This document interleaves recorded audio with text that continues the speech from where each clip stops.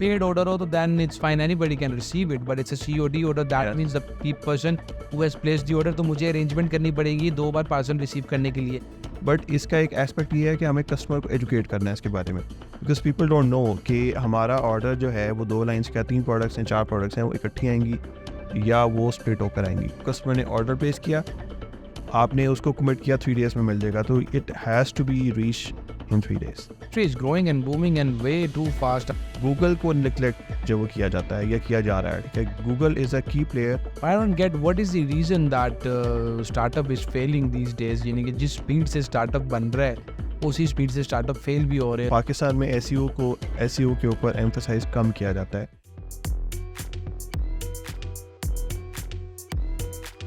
Assalamu alaikum, my name is Umair Arshad. Newcomers podcast series is brought to you by FutureFest.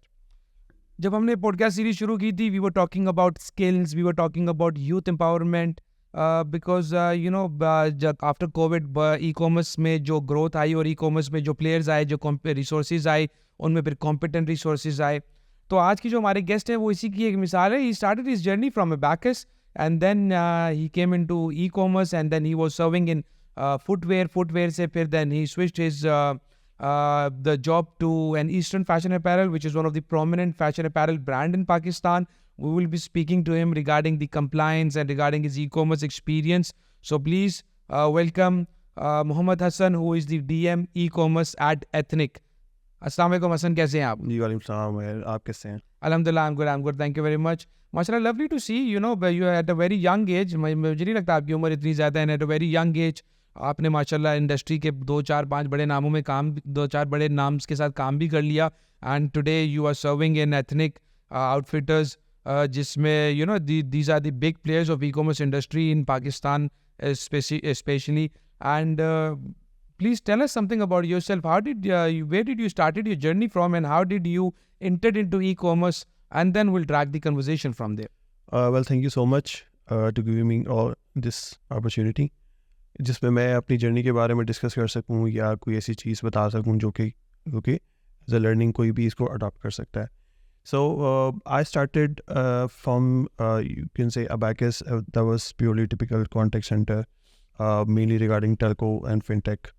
सो वहाँ से मेरी journey start हुई थी. I was just unguided missile. और मतलब उस टाइम पे आपको पता है, जब राइट आफ्टर ग्रेजुएशन या आप जो भी अपनी एजुकेशन कंप्लीट करते हैं, तो उसके बाद मतलब अगर आपके पास गाइडलाइंस नहीं है, so you have to go to like जो है अनगाइडेड मिसाइल, कि आप बस कहते हैं कि मैं करियर स्टार्ट कर दूं. तो I started from there and I spend 8 to 9 years there and with growth as well. So वहाँ पे मेरी development, if I compare my self now और उस वक्त, तो इसमें बहुत ज़मीन आसमान का फ़र्क है. जो यहाँ तक पहुँचने के पीछे एक वहाँ की पूरी वर्किंग, हार्ड वर्क, लर्निंग, वो सब जो है वो शामिल है. Mashallah, that is great. So we'll begin from the beginning. What was your hardcore skill when you switched from Abacus to e-commerce industry? And I think आपने you started from service shoes. जो shoe box था उस type आप service shoes हो चुका है. Exactly. What was your hardcore skill? What helped you into entering into the e-commerce? And then जो भी आपकी जॉब डिस्क्रिप्शन और जो भी आपका टेन्योर था when you started in e commerce, ऐसा कौन सा आपका स्किल था जिसने आपको हेल्प किया in growing and in shining? अच्छा उमर, इसमें सबसे पहले ये है कि when I shift my career from telco and from customer services to you can say e commerce, सो ये एक 360 जो डिग्री चेंज था मेरे लिए. So I was not ready for that, but मुझे एक अपॉर्चुनिटी मिली. तो मैंने डिसाइड किया कि मुझे ई कॉम में जाना चाहिए, बिकॉज आई वाज लुकिंग कि ये ई कॉमर्स की जो इंडस्ट्री है ग्रो कर रही है राइट आफ्टर कोविड और ड्यूरिंग कोविड. सो मेरा इंटरेस्ट इसमें जो था वो डेवलप हो चुका हुआ था उस वक्त. I got an opportunity. तो हार्ड कोर स्किल जिसने मुझे हेल्प किया यहाँ तक पहुँचने में, दैट वाज ऑपरेशंस में आपकी जो है आपकी वर्क फोर्स जो है को जो है आप जो लेके चलते हैं, जिस तरह से मैनेज करना है, आपकी एनालिटिक्स हैं, आपकी एनालिटिक्स स्किल्स हैं, फिर आपका सिस्टम के ऊपर ग्रिप और कंट्रोल है. ये एक हार्डकोर स्किल जो कि हमें वहाँ से हमने सीखी, लर्न की मैंने स्पेशली. तो इसने मुझे हेल्प किया कि मैं ई कॉम के अंदर आके अपने आप को एडजस्ट करूँ और फिर आगे अपनी जर्नी है उसको जो है वो लेके चलूँ. Very good. Speaking of the operations, speaking of the analytics, आपने 2-3 ब्रांड्स में काम किया, डेफिनेटली उन ब्रांड्स को ब्रांड्स में बंदे भी होंगे या ब्रांड्स की ई-कॉम टीम भी होगी या ब्रांड्स को ई-कॉम की सर्विसेज प्रोवाइडर भी दे रहे होंगे. Exactly. What do you think कि इन द ई-कॉमर्स इंडस्ट्री के अंदर एनालिटिक्स और रिपोर्टिंग और ऑपरेशंस कितना बड़ा रोल प्ले करते हैं? और अगर हम बात करें कि जो इसके साथ मुंसलिक टीम्स और सर्विस प्रोवाइडर्स हैं, कितना वो इस पे फोकस हैं और कितना इससे फ़ायदा हो सकता है अगर आपकी ये कोर स्ट्रेंथ बन जाए, ops, reporting and analytics? Well मैं इसमें मेरी over the passage of time मेरी जो है वो लर्निंग है इसमें, और मैंने कुछ सीखा भी है, लर्निंग अभी भी चल रही है. सो इसमें आपके ऑपरेशंस जो है किसी भी बिजनेस की बैकबोन है, right. If you talk about E commerce में आप जेनेरिकली लोगों को होता है कि यार आप जो है वो मार्केटिंग करेंगे, वेबसाइट बनाएंगे और अपना एक गुड जो है वो अपने यूज़र एक्सपीरियंस या यूज़र इंटरफेस के ज़रिए आप अट्रैक्ट कर सकते हैं कस्टमर को. But when it comes to operations, जहाँ से आपकी जर्नी आपके बिजनेस की शुरू होती है एक्चुअली आफ्टर सेल्स, तो वो अगर आपका डिपार्टमेंट या आपका स्ट्रक्चर स्ट्रॉन्ग नहीं है. सो मैंने खुद पर्सनली 2-3 बिजनेसेस को जिनके साथ मैंने काम किया before coming into e commerce officially, तो मैंने उनको जो है वो डाउन होते देखा है. Because that was easy for them कि आप सेल्स ले आए मार्केटिंग के through, but they ended up with bad operations, they couldn't manage, और वो अब उनको अपना बिजनेस जो था वो बंद करना पड़ा because they bleeded so much from this aspect कि वो अपनी लॉजिस्टिक मैनेज नहीं कर सके, या अपने ऑपरेशंस मैनेज नहीं कर सके, या वो अपनी वर्क फोर्स को ऑपरेशंस के अंदर मैनेज नहीं कर सके सही तरह से. So that means given set that कि अगर आपने ई कॉमर्स के अंदर आना है, ई कॉमर्स में अपनी सर्विसेज देनी है, या तो आपने ई कॉमर्स में जॉब करनी है, whatsoever the scenario is that you should be very strong, you should have very good skills in reporting, which yes, Excel की बात भी होती है उसके अंदर, उसमें एनालिटिक्स भी होते हैं, गूगल एनालिटिक्स भी है, सारी चीज़ें. What is the difference between footwear and fashion apparel? I know footwear is part of fashion, मैं बात करूंगा, या it's part of fashion, but मैं बात करूंगा कि अगर फुटवेयर में इंडस्ट्री के डायनामिक्स में फुटवेयर और आप ईस्टर्न फैशन अपैरल में, इन दोनों में क्या, what is the difference between it and how do you see it? What is the growth and what are the problems and challenges of both? अच्छा, दोनों डोमेन्स या दोनों सेगमेंट्स के जो चैलेंजेस हैं और जो आप कह लें कि ग्रोथ है या ग्रोथ पॉइंट ऑफ व्यू से भी कह लें, दोनों डिफरेंट हैं. आप एक दूसरे को कंपेयर नहीं कर सकते हैं. आप फुटवेयर की मार्केट बिल्कुल सेपरेट है, और जो फैशन की है आप उसमें स्पेशली अपैरल को ले लें तो वो बिल्कुल ही सेपरेट है. मेरे लिए एक दैट वाज आई ओपनिंग के when I shifted to apparel, I was like कि वाओ, आई मीन एक बिज़नेस को जो कि अच्छा मैं चलते हुए छोड़ के आया हूँ, लेकिन जहाँ मैं जा रहा हूँ वो उससे भी ज़्यादा जो है ग्रो कर रहा है, और उसमें आपके पास ज़्यादा चीज़ें हैं लर्न करने के लिए. वो एक that was a big fish. तो उसमें जब आप अपैरल में आते हैं तो फिर आपको अपनी स्किल्स को एक्सप्लोर करने का मौका मिलता है, लर्निंग का मौका मिलता है, फिर आप उससे सीखते हुए आगे बढ़ते हैं. सो जितना बड़ा बिजनेस होगा उसके अपने अपने जो डायनामिक्स होंगे, और उसमें आपके पास लर्निंग की जो अपॉर्चुनिटी है वो बहुत ज़्यादा है. सो फुटवेयर में एक जो है वो लिमिटेड है कि अच्छा, फुटवेयर में जो ऑडियंस है वो लिमिटेड होती है. लिमिटेड से मुराद ये है कि आप रोज़ तो नए जूते नहीं लेते हैं, ठीक है. जब आप अपैरल में आते हैं तो अपैरल में भी ऐसे ही है, बट समहाउ आप चाहते हैं कि यार मैं जो है वो नया जो है वो ड्रेस देखूं या लूं, तो उस पर्सपेक्टिव से ये मार्केट जो है वो ग्रो कर रही है एज़ कम्पेयर टू फुटवेयर, जिसमें फ़ीमेल जो है वो ज़्यादा है. आप कह लें कि वुमेन ऑडियंस जो है वो ज़्यादा है, और इसी का जो है वो ज़्यादा जो आप कह लें कोर जो है वो ज़्यादा ग्रो कर रहा है. I truly agree. आपकी बात सही है कि नॉर्मली अगर एक मिडिल क्लास बंदे की बात करें, वो 1-2 जूते, 5-6 टी शर्ट्स और 3-4 जीन्स के साथ पूरा साल निकाल देते, तो शूज़ की बारी उस तरह नहीं आती जिस तरह कपड़ों की बारी आती है. और अगर हम बात करें वुमेन की, तो डेफिनेटली येस, इवन हमने मेंस अपैरल में भी और मेंस शूज़ के ब्रांड्स में भी जब एनालिटिक्स को स्टडी किया तो हमने ये देखा कि वहाँ पे भी जो majority of the customer those who is actually buying, it's women. तो वुमेन का buying behaviour is way too aggressive than men. Since your the core strength is operation, so let's start from logistics. What are the biggest challenge of logistics if we consider it into e-commerce dynamics right now? If अगर हमने comparison करना है तो you can share your insights comparing it with footwear and with women fashion apparel.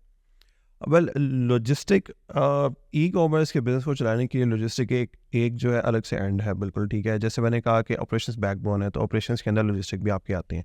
तो definitely हाँ, पूरी जो दुनिया की तरह यहाँ भी लॉजिस्टिक जो सपोर्ट कर रही है ई कॉमर्स बिजनेसेस को, बट यहाँ क्या अपने चैलेंजेस हैं, because we were not ready after Covid. हम एकदम से जो है वो रेडी नहीं थे कि ये चीज़ जो है वो हमें देखनी पड़ेगी, आएगी। सो ई कॉमर्स के अंदर जो लॉजिस्टिक कंपनीज हैं उन्होंने रैपिडली अपने आप को जो है वो इन्वॉल्व किया, बट वो उस तरह से रेडी नहीं थे कि हम कोई भी ऐसी चीज़ रेडीली जाके, रेडी सक्सेस मॉडल नहीं था किसी के भी पास। So every one started, but with the passage of time उन्होंने अपनी चीज़ें इवॉल्व की थ्रू AI, थ्रू जो ऑटोमेशन सिस्टम्स, ऑपरेशंस, अपने फ्लीट मैनेजमेंट को उन्होंने अच्छा किया। बट यहाँ मेरी जो लर्निंग है वो सबसे ज़्यादा ये है कि mostly companies are lacking in technology. और समहाउ कुछ इम्प्रूवमेंट आई है, बट टेक्नोलॉजी एंड ऑटोमेशन में वो बहुत लैग कर रहे हैं, जिसकी वजह से वो ज़्यादा जो चौक करते हैं या अपने बिजनेस को जो ड्रॉप कर जाते हैं, ठीक है, या जो बिजनेस ऑनर्स हैं या ब्रांड्स हैं वो उनके साथ जो है वो काम नहीं कर पाते हैं, because they are not good enough in technology. When it comes to कि आपका एक ऑर्डर की जो जर्नी है उसको आपने कैसे कैसे ट्रैक करना है, किस किस तरह से मैनेज करना है, वो अगर आप नहीं कर पाएंगे टेक्नोलॉजी के थ्रू, तो फिर आप जो है वो ज़्यादा देर तक नहीं चल सकेंगे। Acha Hassan, speaking of logistics, and speaking of the orders, and speaking of the growth, speaking of the customer service, and definitely I think कि तो अपनी outlets भी हैं, retail outlets भी हैं, shops भी हैं, तो अगर कोई भी चीज़ हमने implement करवानी हो इंडस्ट्री में, तो you people are the pioneers of these thing, and it can be implemented quickly than any other brand in Pakistan right now. मुझे बताएं कि ओमनी चैनल या ओमनी का क्या रोल है, एंड आप एज एन एथनिक में ओमनी यूज़ कर रहे हैं तो कौन सा यूज़ कर रहे हैं, और उससे आपको इन growing the orders and ensuring the customer service से क्या फ़ायदा हो रहा है? अच्छा, मैं सबसे पहले तो ओमनी को एक्सप्लेन करना ज़रूरी है कि ओमनी क्या है, ठीक है। हमारा जनरली कॉन्सेप्ट ये है कि, और सबके पास जो नॉलेज इन्फॉर्मेशन यही है कि डिफरेंट जो है आपके चैनल्स होने चाहिए हर जगह पे, जहाँ पे आप अपने बिज़नेस को मैनेज कर सकते हैं। फॉर एग्जांपल ओमनी का जो कॉन्सेप्ट है वो हमारे पास काफ़ी देर से है, बट हमारे पास उसको इस तरह से लिंक करने का कोई वो नहीं था कि हम इसको समझ सकें कि ओमनी क्या है। For example if you talk about Easypaisa shops and retail shops, ठीक है, जहाँ से मोबाइल लोड्स वगैरह स्टार्ट हुए, that was the omni concept. So यहाँ पे भी इसी तरह से रेप्लिकेट होता है बिज़नेस के ऊपर। जब आपने कोई भी अपनी प्रोडक्ट कहीं से भी पहुँचानी है, so you have to be ready कि आप ओमनी चैनल के थ्रू पहुँचाएंगे या आपने किसी सेंट्रलाइज लोकेशन से पहुँचाएंगे।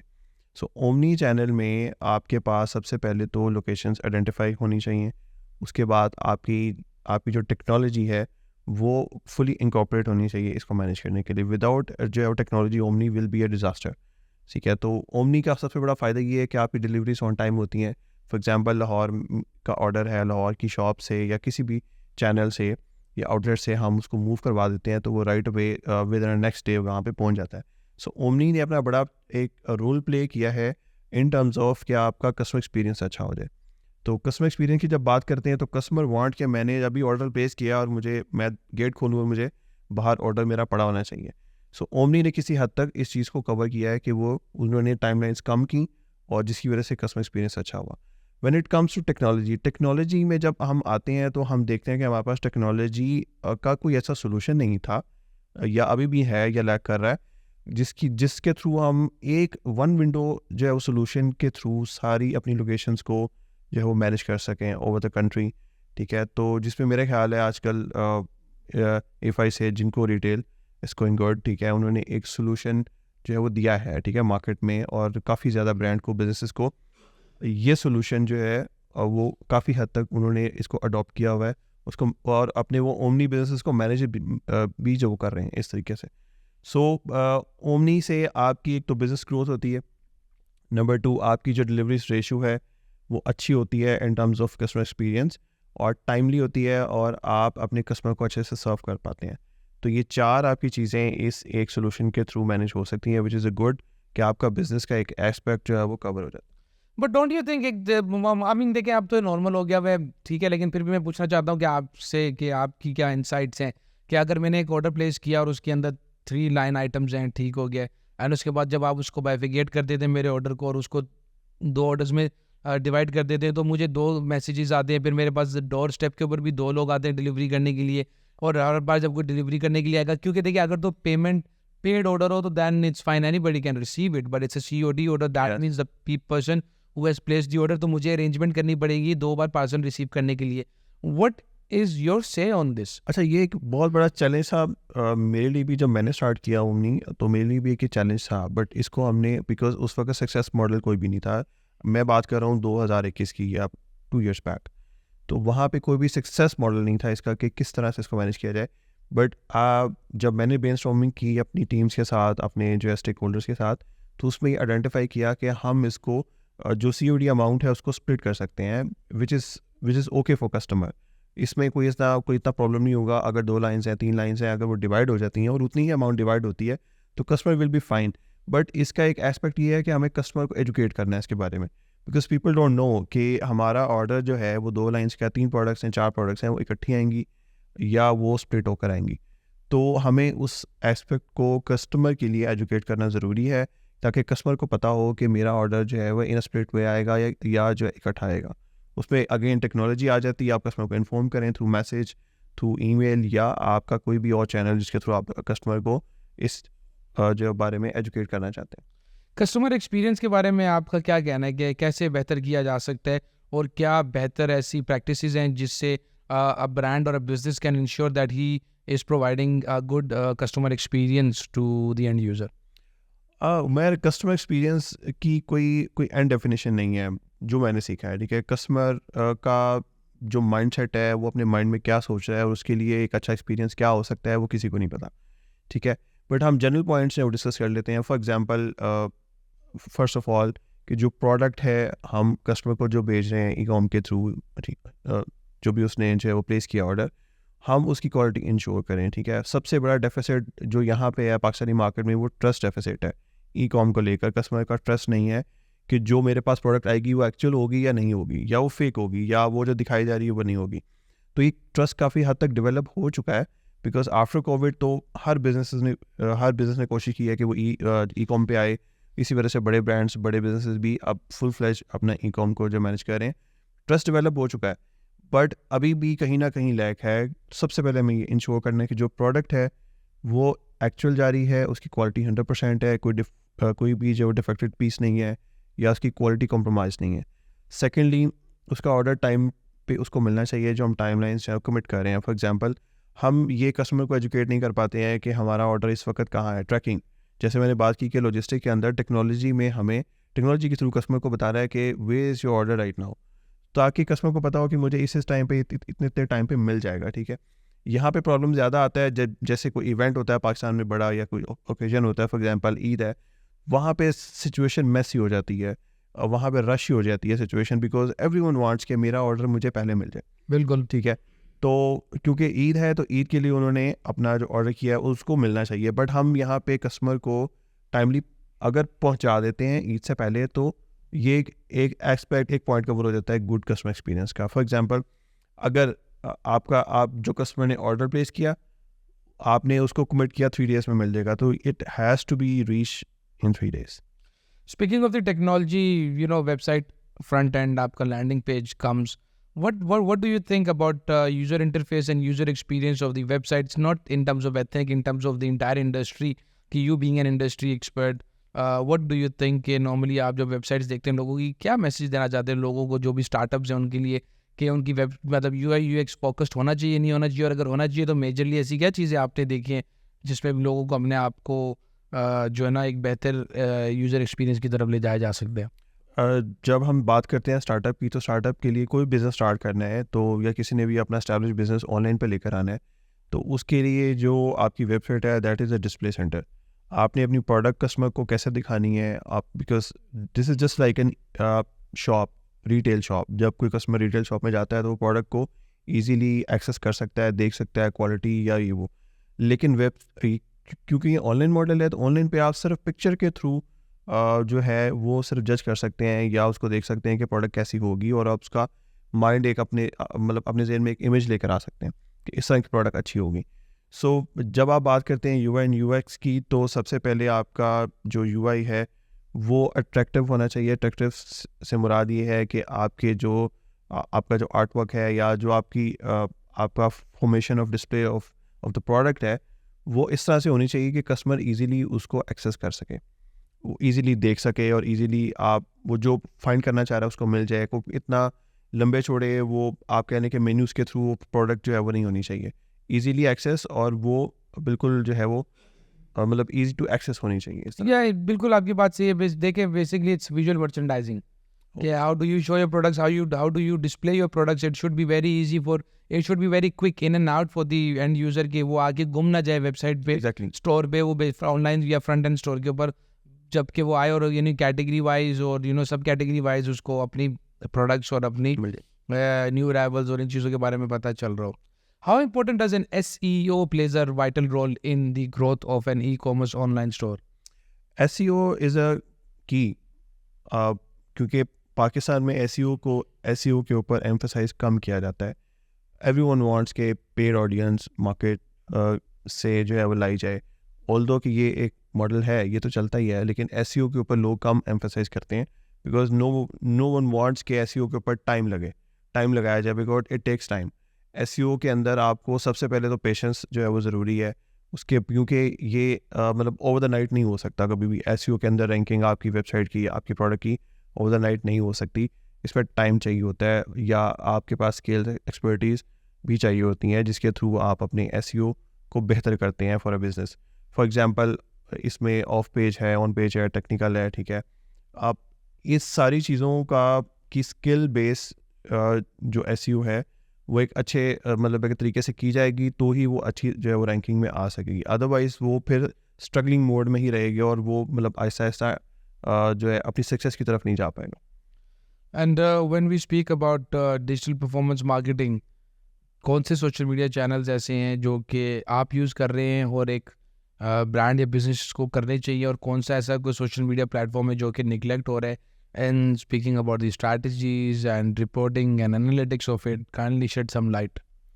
वेल पाकिस्तान में तो, क्योंकि हम बात ही स्पेसिफिकली पाकिस्तान की कर रहे हैं, तो बिकॉज़ यहाँ पे तो अब हर कोई जो है वो एक ही जो है वो दौड़ में है, और 2-3 चैनल्स हैं, 2 ही चैनल्स हैं जिसको ज़्यादा लोग वो फोकस कर रहे होते हैं। फॉर एग्जाम्पल फेसबुक है, इंस्टाग्राम है, तो इन 2 चैनल्स को वो ज़्यादा एम्फोसिस कर रहे होते हैं। बट आई हैव लर्न, और जो मेरी लर्निंग अभी इसमें हुई है और जो मैं इसको स्टडी भी कर रहा हूँ, गूगल को निगलेक्ट जो वो किया जाता है या किया जा रहा है, ठीक है। गूगल इज़ अ की प्लेयर वर्ल्ड वाइड, अगर हम बात करते हैं तो गूगल इज़ अ लीडर, ठीक है। तो लोग ज़्यादा प्रेफर जो है वो गूगल को करते हैं, बट यहाँ पे गूगल में लोग लैग कर रहे हैं। लोगों से मुराद ये है कि लोग अपने बिजनेस के अंदर गूगल को उस तरह से फोकस में नहीं ला रहे जिस तरह से फेसबुक या जो है इंस्टाग्राम चैनल्स को लेकर आते हैं। तो फेसबुक के साथ साथ, इंस्टाग्राम के साथ साथ गूगल के ऊपर काम होना ज़रूरी है, हो रहा है, बट उस तरह से नहीं है जिस तरह से बाकी 2 चैनल्स पे हो रहा है। आई थिंक टिकटॉक के ऊपर भी काम होना चाहिए, because that has the most watching views right now, and the engagement is crazy over there, और जो सस्ती एंगेजमेंट है, मतलब it's crazy. I have recently seen कि बहुत कम पैसों में बहुत ज़्यादा एंगेजमेंट, 1-2 ब्रांड्स की मैंने स्टैट्स देखे था, इट वाज क्रेजी। हाँ, अब ये टिकटॉक रिसेंटली जो है वो आया है लाइमलाइट में, बट टिकटॉक की कुछ आप कह लें कि इस तरह से कॉम्प्लिकेशन ज़्यादा है कि हर कोई उस तरफ नहीं जाना चाहता या नहीं जा पा रहा, ठीक है। वो उसको एक साइड पे जस्ट लाइक अच्छा यार इसके ऊपर फोकस करेंगे बाद में, पहले हम ये अपने 2-3 चैनल्स या बिजनेस की ग्रोथ के ऊपर फोकस करने पर हम टिकटॉक को भी लेकर आएंगे, लेकिन टिकटॉक को निगलेक्ट किया जा रहा है। लेकिन उसकी कॉम्प्लिकेशंस या उसका जो वे ऑफ वर्किंग है वो थोड़ा सा आप कह लें डिफरेंट है बाकी 3 चैनल से। तो आहिस्ता आहिस्ता लोग जब जैसे जैसे लर्निंग में ग्रो कर रहे हैं, वैसे वैसे ये भी एक चीज़ आपकी बुक्स में ऐड हो जाएगी कि ये एक चौथा चैनल जो है भी लाजमी जो है वो हो जाएगा किसी भी जो बिज़नेस के लिए। फास्ट फैशन अपैरल में आप काम करते हैं, एथनिक में। फास्ट फैशन के सबसे बड़े चैलेंज के बारे में बताएं कि वो what is the biggest challenge of fast fashion apparel? Order यूँ मिलना चाहिए, ठीक है। प्रोडक्ट जो देखिए वो मिलनी चाहिए, ठीक है। और जो प्रोडक्ट की जो क्वालिटी है और जो बाकी चीज़ें हैं वो एज इट इज़ 100% होनी चाहिए। और फास्ट फैशन में आपने इंश्योर करना होता है कि कस्टमर की डिलीवरी राइट वे उसको मिलनी चाहिए, because customer will switch his और हर माइंड। तो वो किसी भी वक्त अपना माइंड चेंज कर सकता है, या कोई भी और प्रोडक्ट उसने देख लिया और साथ ही वो कहीं और से प्लेस करके वो ऑर्डर कैंसिल कर सकता है या रिटर्न कर सकता है। सो ये एक की चीज़ है जिससे फास्ट फैशन के अंदर हमें ये जो इस चीज़ का ख्याल रखना होता है कि हमारी प्रोडक्ट जो है वो पहले पहुँचे। ऑल्दो के प्रोडक्ट की क्वालिटी और वो मेकिंग मैन्युफैक्चरिंग वो एक पॉइंट्स हैं अलग से, बट यहाँ पे ज़्यादातर जो कस्टमर्स हैं वो इसी चीज़ के ऊपर फोकस कर रहे होते हैं। What is your message to the youth if somebody wants to enter into e-commerce, and since there is a big inflation going on in our country right now, last year we were facing climate and economical and political issue as well in the Pakistan.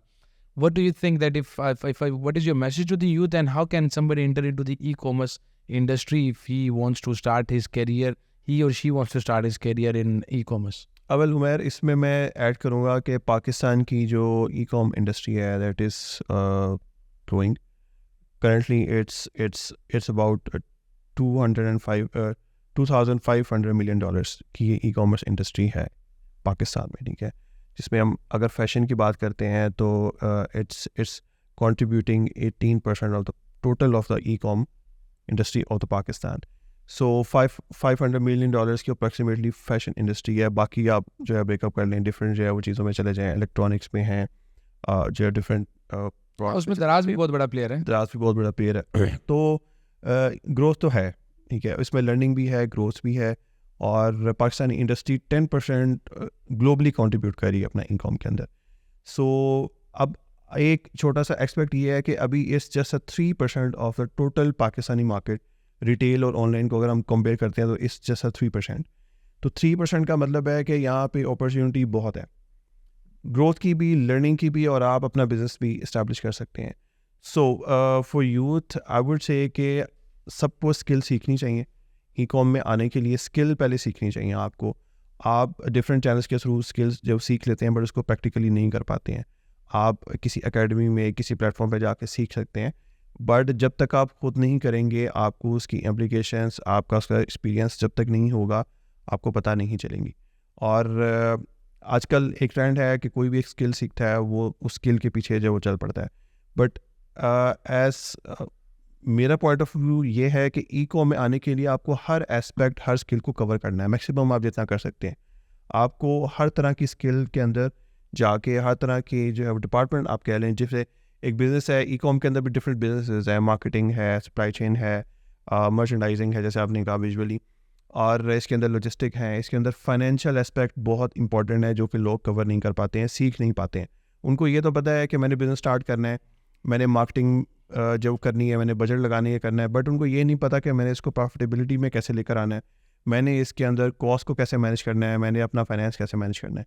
तो जब वो finance manage नहीं कर पाते तो वो जो disaster होते हैं और वहीं से उनका कॉन्फिडेंस शेक कर जाता है ई-कॉम के अंदर. Well, I truly agree with you that the industry is growing and booming and way too fast. अगर हम हर महीने का, हर साल का नंबर्स देखें, 2020 से अगर हम स्टार्ट करके 2024 तक लेके आए तो हर साल 15.6% से हमारी ई-कॉमर्स इंडस्ट्री जो है वो ग्रो कर रही है, विच इज़ गुड. अगर वो ग्रो कर रही है तो उसमें बहुत सारे बिजनेसेस की भी जगह बन रही है, बहुत सारे लोगों की भी जगह बन रही है. What do you think? Because you started from a backer, so I know, I understand that, you know, कि आपकी compliance और numbers इन चीज़ों के ऊपर grip बड़ी अच्छी है. I don't get what is the reason that startup is failing these days. यानी कि जिस स्पीड से startup बन रहा है उसी स्पीड से startup fail भी हो रहे हैं. तो what according to your experience and expertise, what do you think कि एक startup को किस चीज़ के ऊपर या किन चीज़ों के ऊपर नज़र रखनी चाहिए कि ताकि वो एक बेहतरी की तरफ जा सकें और अपने बिजनेस को और अपने बिजनेस मॉडल को एक सस्टेनेबल मॉडल बना सकें? अच्छा, इसमें एक चीज़ मैं इसमें यहाँ पे ऐड करूँगा, एनालिटिक्स. जो आपके एनालिटिक्स हैं वो किसी भी बिज़नेस को समझने के लिए, या वो 5 साल बाद या 10 साल बाद कहाँ पे खड़ा होगा, वो बहुत ज़रूरी है देखने के लिए. तो जब आप अपने सारे बिज़नेस के सेगमेंट्स को पूरा कर रहे होते हैं तो एनालिसिस बहुत ज़रूरी होता है. जब आप स्टार्ट करते हैं, फॉर एग्जांपल आपने कोई भी जब स्टार्ट किया बिज़नेस, तो आप पहले ये फोकस करेंगे कि मैं अगले 5 साल में अपने आप को कहाँ देखता हूँ, मैं अपने बिज़नेस को 5 साल में ग्रो होता देख रहा हूँ या नहीं. कंसिडरिंग द फैक्ट कि हम हर प्रोडक्ट, फॉर एग्जांपल अपैरल है तो अपैरल में हर बंदा अपैरल में आना चाह रहा है, अपैरल के अंदर अपना बिज़नेस स्टार्ट करना चाह रहा है. कोई नीश बेस्ड प्रोडक्ट्स जो हैं वो बहुत कम है, और लोग उसके ऊपर टाइम वेस्ट करने के बजाय कहते हैं कि जब सब एक तरफ चल रहे हैं तो हम भी चल सकते हैं. तो यहाँ पे एनालिसिस आपको हेल्प करता है. आपके बिज़नेस की फोरकास्टिंग के थ्रू आप ये देख पाते हैं कि आपका बिज़नेस आप उसको स्टैब्लिश कर पाएंगे, अगर हाँ तो कितना टाइम लगेगा कि आप उसको सस्टेनेबिलिटी और उसको प्रॉफिटेबिलिटी में लेके जाएंगे. एक्चुअली पाकिस्तान में शीप वॉक वाला कॉन्सेप्ट बहुत ज़्यादा है ना. दिस इज़ रीज़न कि हर बंदा फैशन, क्योंकि वंडर्स पाकिस्तान में कोविड के बाद लेके अभी तक फैशन में ही हुए हैं, इसीलिए जब भी कोई बंदा आता है तो सीधा फैशन के अंदर आ जाता है. बल्कि आपकी बात सही है कि प्रोडक्ट नीश के अंदर भी जाना चाहिए, प्रोडक्ट रिसर्च करनी चाहिए, देखना चाहिए. बहुत सारे ऐसे प्रोडक्ट्स हैं जिनकी इंडस्ट्री में कैपेसिटी कम है लेकिन इटसेल्फ वो बड़ा ग्रूमिंग और ग्लोइंग बिजनेस है. ऐसा होना चाहिए. Well, I think it was a very nice conversation we had with you. So if there is any message which you want to send to the youth, because we believe in youth empowerment and women empowerment as well, कोई message अगर आप देना चाहते हैं तो kindly please जो आप message दे दें हमारे सुनने वालों. वेल आई वुड से कि सबको स्किल के ऊपर फोकस करना चाहिए, सीखने के ऊपर. इम्प्लीमेंटेशन तो एक बात का फैक्टर है, सीखें ज़रूर और उसको इम्प्लीमेंट करें. और फॉर एग्जांपल ई कॉम में अगर आना चाहते हैं तो ई कॉम के सारे एस्पेक्ट्स या सारे सेगमेंट्स को कवर करें. कोई एक स्किल सीख लेना एक अच्छी बात है, बट आपको इस बिज़नेस में आने के लिए आप for example jack of all trades बनना पड़ेगा. सो जब आप हर अपनी फील्ड में जाकर एक्सपीरियंस करेंगे, लर्निंग लेंगे, तो आपको पता होगा कि आपका कोई भी बिज़नेस का जो पॉइंट है वो वीक है, तो आप उसको ठीक कैसे कर सकते हैं. Well, this was Mohammed Hassan, DM e-commerce ethnic with us. बड़ी अच्छी और बड़ी प्यारी बातें उन्होंने की, हमें आज बताया. He's a true example of a hard worker who started his journey from scratch and आज अपनी e-commerce की जर्नी को सब अपने स्किल्स बेस के ऊपर, अपने एक्सपीरियंस बेस के ऊपर, अपनी एक्सपर्टीज की बेस के ऊपर और कॉमन सेंस की बेस के ऊपर ये तरक्की करते हुए आज यहाँ पे पहुँचे. और this is a true example that believe in your self. वो कहते हैं कि stay humble but stay hustle. Thank you very much. We'll be back again with a new guest again. Thank you.